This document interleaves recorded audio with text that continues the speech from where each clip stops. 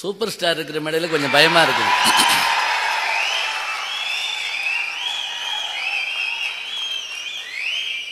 காரணம் என்ன அப்படின்னா, நாம ரொம்ப ரசிக்கிற விரும்புகிற அவர்களை சந்திக்க மாட்டாமா என்று எண்ணுகிறன அவர்களையெல்லாம் ஒருவேளை இது கனவோ அப்படின்னு நம்ம எல்லாம் சில சமயம் நினைச்சு கிள்ளி பார்த்துக்கிற மாதிரி என் வாழ்நாளில் பல சம்பவங்கள் நடந்திருக்குது. அதில் இன்றைக்கு நம்முடைய பெருமைக்குரிய சூப்பர் ஸ்டார் அவர்கள் இங்கே வருகை தந்து புகழ்மிக்க எழுத்தாளரை பாராட்டுற அதே மேடையில் எனக்கும் அந்த வாய்ப்பு கிடைத்திருக்கிறது. அந்த வாய்ப்பை தந்த திரு எஸ் ராமகிருஷ்ணன் அவர்கள், என் இனிய நண்பர் எழுத்தாளர் கவிஞர் மனுஷபுத்திரன் அவர்கள் ஆகியோருக்கு என்னுடைய அன்பான வணக்கத்தை சொல்லி, மேடையிலே எனக்கு முன்பாக பேசி அமர்ந்திருக்கின்ற வரவேற்புரை சொல்லி அமர்ந்திருக்கிற கவிஞர் உயிர்மையினுடைய ஆசிரியர் மனுஷபுத்திரன் அவர்கள், தமிழ்நாட்டினுடைய மிகச்சிறந்த நல்ல கவிஞர். பலர் அதை பற்றி அவருடைய கவிதைகளை வாசித்து பேசுகிறப்பெல்லாம் அவர் சந்திக்காமலே அவரோடு நட்பு கொண்டிருக்கிற பலர் இருப்பாங்க. நாங்கள் எங்கள் ஊர் பக்கம் தான் அவருக்கு சொந்த ஊர் துவரங்குறிச்சி, நான் மதுரை சோழவந்தான். ஆனால் சென்னையில் தான் சந்திப்போம். உலகம் ரொம்ப சின்னதுங்கிறதுக்கு அது ஒரு எடுத்துக்காட்டு. நான் எங்கள் வீட்டுக்கு பக்கத்து வீட்டுக்காரரை ஒரு தடவை நான் அமெரிக்காவில் பார்த்தேன். ஏன்னா பக்கத்து வீட்டில் பார்க்க முடியல, அதுக்கடி ரொம்ப சின்ன உலகம் ஆயிடுச்சு. நான் அப்பார்ட்மெண்ட் வீட்டில் குடியிருந்தப்ப 10 வருஷமாக குடியிருந்தேன். இந்த ஏற்று வீட்டு அம்மா ஒரு நாள் திடீர்னு என்கிட்ட கேட்டுச்சு, நீங்கள் இங்கே தான் இருக்கீங்களா அப்படின்னு கேட்டுச்சு. 10 வருஷமா அதே வீட்டில் இருக்கேன், எப்படி கண்டுபிடிச்சிங்கன்னு கேட்டேன். டிவியில் காமிச்சாங்க அப்படின்னு சொன்னிச்சு.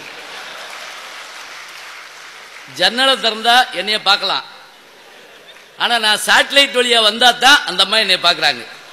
அப்போ நமக்கு அடுத்த வீட்டுக்காரர்கள் அயல் கிரகத்துக்காரர்கள், அமெரிக்கக்காரர்கள் அண்டை வீட்டுக்காரர்கள். இதுதான் இன்னைக்கு உலகமாக இருக்குது. திரு மனுஷபுத்திரன் அவர்களுடைய நல்ல முயற்சி ஒன்றும் இல்லைங்க, அன்பு ஒன்று தான் உங்களுக்கு எங்களால் நாங்கள் தர முடியும். எத்தனை சந்தோஷம், எவ்வளவு மகிழ்ச்சி. எல்லாரிடத்திலும் இருந்து சும்மா கேளுங்க, ஒன்றும் இல்லை, இருந்து பார்க்கிற அந்த மகிழ்ச்சி. ஏன்னா மகிழ்ச்சியை வெளிப்படுத்துகிற முறை உங்களுக்கு என்னுடைய அன்பான வணக்கத்தை சொல்லி, எல்லாரையும் வரவேற்று எல்லாரோடையும் பேசி அந்த கலகலப்பு தன்மை இருக்கு பாருங்க, அதுதான் அவருக்கு நூறாண்டு வாழ்வதற்கான வகையை செய்யும்.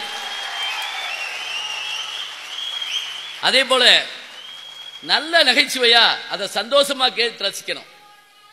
இப்ப நாங்க கூட எப்படி ஜெயிக்கிறோம் அப்படின்னு கேட்டா, நல்ல நகைச்சுவைகளை சொல்லித்தான் வகுப்பறையிலே உட்கார வைக்கிறோம்.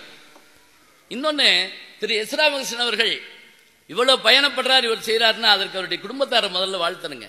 அவங்களுடைய துணைவியார் மேடையில எல்லாருக்கும் பரிசு வழங்கினாங்க. அவருடைய குடும்பம், நல்ல மனைவி நல்ல குடும்பம் இருந்தால் தான் நிறைய சாதனை பண்ண முடியும். சூப்பர் ஸ்டாருடைய குடும்பம் அவருக்கு ஒரு எடுத்துக்காட்டு. நல்ல துணை இருந்து செய்யறாங்க. இன்னொன்னு சொல்லாமே, வீட்டில் நல்ல பேர் வாங்குறது ரொம்ப கஷ்டம், எனக்கும் தெரியும். நோபல் பரிசு வாங்கின விஞ்ஞானி மனைவிட்டு போய் கேட்டா கூட அவர் எப்படின்னு கேட்டா அந்த அம்மா சொல்லுவாங்க, கொஞ்சம் பத்தாது அப்படிங்கம்மா. வெண்டைக்காய் வாங்கிட்டு சொன்னா கத்திரிக்காய் வாங்கிட்டு வந்துருவார் அப்படின்னு. அவருக்கு அதுக்காக நோபல் பரிசு கொடுத்தாங்க. சமீபத்தில் லண்டன்ல ஒரு வெடிகுண்டு இது ஏற்பட்டு ஒரு நாய் மாத்திரம் நின்றுட்டு இருக்கு. அப்ப அந்த நாய் என்ன பண்ணிருக்காங்க, பிடிச்சு வச்சுக்கிட்டு இந்த வெடிகுண்டை எப்படா எடுத்தாங்க அப்படின்னு சொல்லி பார்த்து அதை வச்சிருந்த பயங்கரவாதிகள் ஓடி போயிட்டாங்க.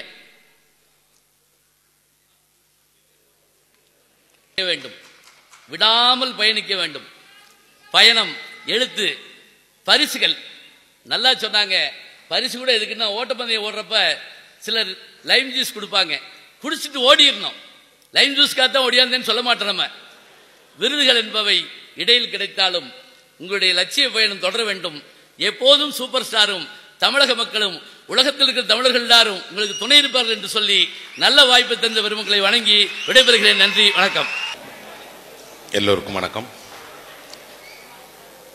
இயல் விருது பெற்றதற்காக நடைபெறக்கூடிய இந்த விழாவிற்கு வந்திருக்கக்கூடிய உங்கள் அனைவருக்கும் என் மனம் நிறைந்த நன்றியை தெரிவிச்சுக்கிறேன். இந்த விருது கனடாவிலிருந்து வழங்கப்படக்கூடிய ஒரு விருது. இந்த விருது என்னுடைய 25 ஆண்டு கால இலக்கிய சாதனைக்காக வழங்கப்பட்டிருக்கிறது. இலக்கியத்திற்காக நான் பெற்ற அந்த வாழ்நாள் சாதனையை விட மிகப்பெரிய வாழ்நாள் சாதனையாக நான் நினைப்பது திரு ரஜினி அவர்களுடைய நட்பு தான். அதுதான் உண்மையில் எனக்கு வாழ்நாளில் கிடைத்த மிகப்பெரிய பேறு. அந்த நட்பிற்காக அவர் இங்கு வந்து கலந்து கொண்டதற்காக என் மனம் நிறைந்த என் குடும்பத்தினுடைய அனைவரின் சார்பாகவும் அவருக்கு என்னுடைய மனம் நிறைந்த நன்றியை தெரிவிச்சுக்கிறேன். கவி பேரரசு வைரமுத்துவருடைய கவிதைகளை நான் கல்லூரி நாட்களிலிருந்து படித்திருக்கிறேன். அப்படிப்பட்ட ஒரு உன்னதமான கவிஞர், மிகப்பெரிய படைப்பாளி, 6 முறை தேசிய விருது வாங்கிய பெரிய ஒரு கவிஞர், அவர் வந்திருந்து என்னை வாழ்த்தி சென்றது எனக்கு கிடைத்த ஒரு பெரிய பேரு. அவருக்கும் என்னுடைய மனம் நிறைந்த நன்றியை நான் தெரிவிச்சுக்கிறேன்.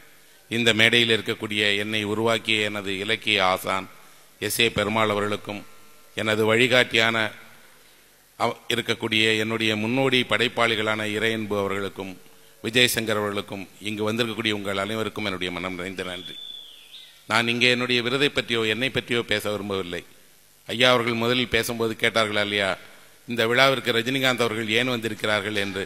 நான் அதற்குத்தான் பதில் சொல்ல விரும்புகிறேன். நாம் அறிந்த இந்தியாவினுடைய ஒப்பற்ற சூப்பர் ஸ்டார் ரஜினிகாந்த் அவர்கள் சிறந்த நடிகர், சிறந்த திரைக்கலைஞர் மட்டுமல்ல, ஒரு சிறந்த வாசகர். இன்னும் சொல்லப்போனால் அவர் ஒரு சிறந்த எழுத்தாளரும் கூட. அது வெளியே தெரியாது. அவர் எழுத விரும்பும் கதைகள் அத்தனை வைத்திருக்கிறார். அவரிடம் கேட்டால் கதைகளை சொல்லுவார். அவர் சொல்லி நான் கதைகளை கேட்டிருக்கிறேன்.